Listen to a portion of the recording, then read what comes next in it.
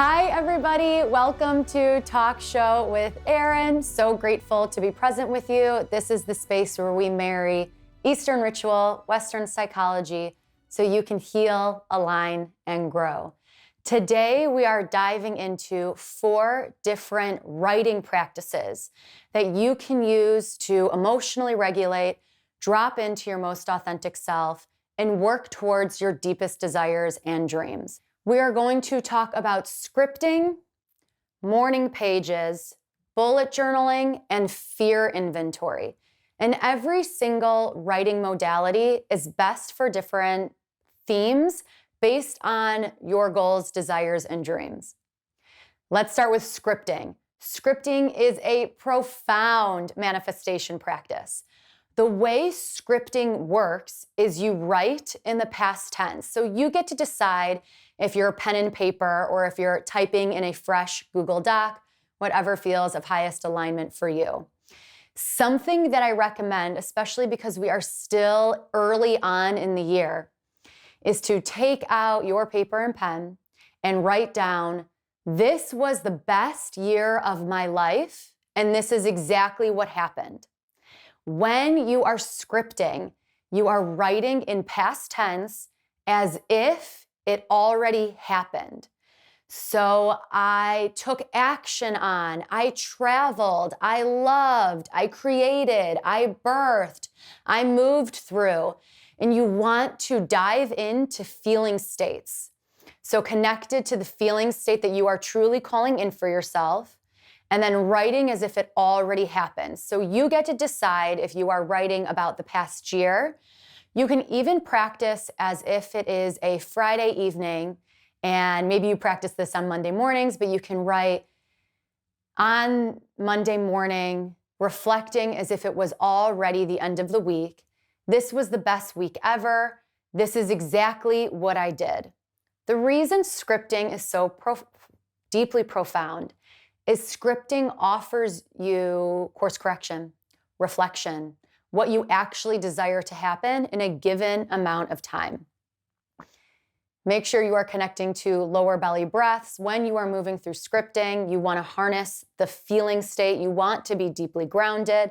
And then once you finish scripting, writing down all the things you desire to happen, read it over, and then take note of what the main themes were. Start there. The second writing practice is morning pages. Morning pages was made famous by Julia Cameron in her book, The Artist's Way. If anyone here is familiar with the book Eat, Pray, Love by Elizabeth Gilbert, she attributes the book, that incredibly inspiring book, and also the movie starring Julia Roberts, to the practice of morning pages. Morning pages happen in the morning. You sit down. It is typically best to write with a pen and paper for morning pages. Again, you get to choose your own magic, and you brain dump. Morning pages is completely unedited. It is stream of consciousness. So it's writing down whatever is at the forefront of your mind. I know for myself, when I practice morning pages, I write about the dreams that I had the night before. I write about what's happening for me that day.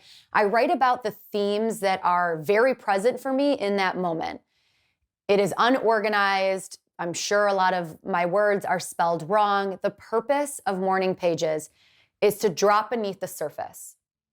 So over time, as you practice morning pages, and this is a profound practice to have daily, you are going to recognize what lies beneath the surface.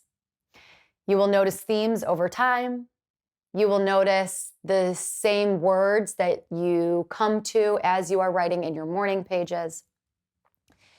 Morning pages is for you if you feel like it takes you a long time to drop into your work.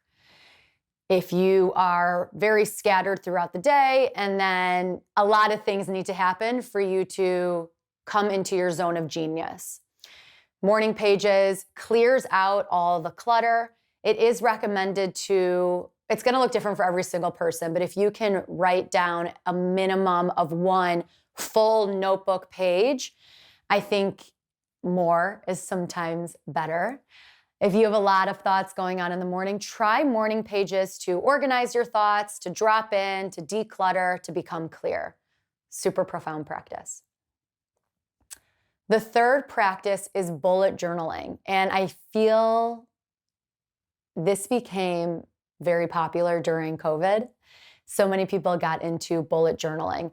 I think of bullet journaling as diverse lists. So my most favorite way, I know there's beautiful journals out there that are focused on bullet journaling. I recommend making your own. It depends on what type of creative you are or what your goals are. When you make your own bullet journal, you can buy any type of notebook that feels nourishing to you. And at the top of a page on that notebook, you write down the specific bullet journal that you desire to have. So one page can be all about gratitude. Another page can be your to-do list. Another page could be your manifestations. Another page can be ideas for your book or podcast or program, whatever it is. I love bullet journaling as a way to organize. Everything has a very specific category. You keep a running list. Sometimes I even add the date that I add whatever item it is to that list. So if you are working on manifestation or gratitude, if you feel like you have a huge to-do list, so many things that you are working on all the time, bullet journaling might be a really wonderful thing for you as an ongoing mindfulness practice and also organization tool, because at the end of the day, I think of it as a to-do list.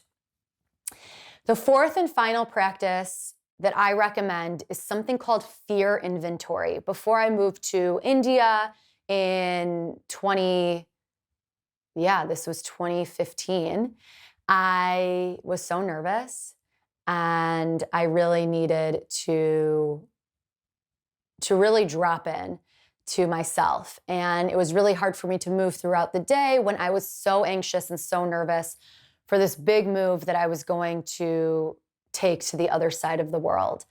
So something that I did in my mornings, as guided by one of my mentors, is I would write down all of my fear-based thoughts.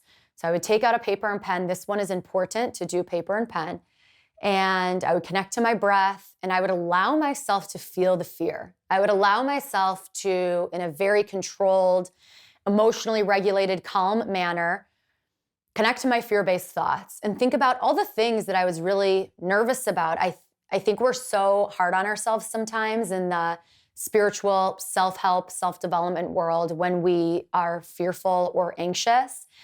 And instead of repressing or sweeping it under the rug or manifesting or positive affirmationing it away, which are all very powerful tools that we definitely will dive into on Talk Show with Erin, I recommend feeling it. Feel the fear. What does it feel like to be in that anxiety-based feeling state?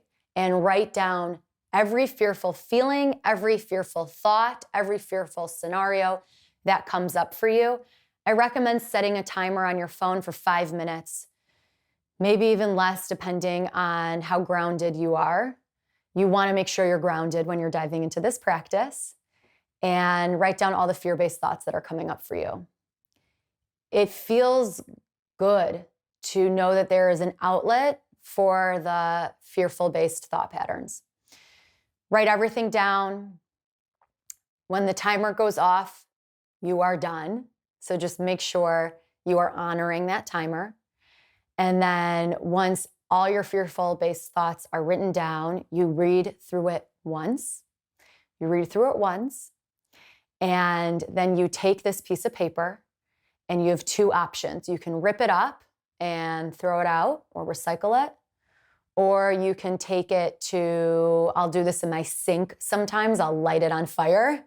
And I want you to truly visualize all your fear-based feeling states and thoughts, going back to the ether, like going back to the space in between, going back to God, going back to energy as you understand it, going back to Mother Nature, because they can recycle and make that into something more aligned, more healing, more calming. There has to be an outlet for you to shift. and fear inventory is a very powerful tool, offering you a space to feel the fear and then to release it back into the universe, release it back into energy as you understand it. When you are ripping up this piece of paper, when you are burning it, feel free to offer a prayer of gratitude. Feel free to thank yourself for giving yourself an outlet to feel these feeling states and to release it. And that's very powerful too. So a prayer that I offer you is, I am calm, centered, and present, or I take time to honor my feeling state and I release it in the same breath. As I release it, I know I am sharing it and really shifting it in a way that I can learn, heal, align, and grow. So whatever feels authentic to you, I hope these 4 practices resonate. And when I was also, this is a little bit of a different practice, but something that I really love is sacred symbolism and coloring. So there's these 4 practices and they require more action. But if you are looking for an emotionally regulating tool that you can do while there is a podcast playing in the background, or while you're listening to an audiobook, or while you're listening to the Wise Woman podcast, or maybe watching Schitt's Creek on Netflix, you can practice mandala coloring. There are so many amazing mandala coloring books on Amazon. When I was living in this mostly silent ashram in South India, it was very hard. I had a lot of cabin fever. We were never allowed to leave the ashram unless it was Friday. And I was 23, feeling a lot of cabin fever, and coloring into mandalas was very, very calming for me. So if these 4 practices feel like they require too much effort, try coloring in mandalas. That might be a powerful tool for you to connect to the present moment, but also relax and feel good in your body. So just to recap what we talked about, 4 practices that you can dive into based on your desires and your goals for the year ahead. Scripting, which is mostly rooted in manifestation, writing in the past tense. Morning pages, this is a brain dump, really powerful if you have a lot of thought patterns, if you're feeling scattered and you want to anchor and drop in. Bullet journaling, deeply profound. This is, in my opinion, to-do lists, many different to-do lists, many different lists that you can curate over time. And the 4th one is fear inventory. So if you feel like you are regularly in a fear-based state, if you are feeling a lot of anxiety, if you are about to make a big decision, big move, big leap, writing down all your fears and then safely burning it, giving it up to the universe. I would love to know what you think about these 4 different practices. They are all quite profound, and I wanted to offer you multiple so that you get to decide what feels best for you. If you love this, we have so much content that we are going to share with you on Talk Show with Erin. Please leave comments. Let me know how I can support you. Let me know which of these 4 modalities resonate most. If you want me to talk about something specific rooted in Eastern ritual and Western psychology, put it in the comments. I would love to make a whole video for you. Thank you all so much for being here. Make sure to hit subscribe, and I will see you next time. Feel good until then, everyone.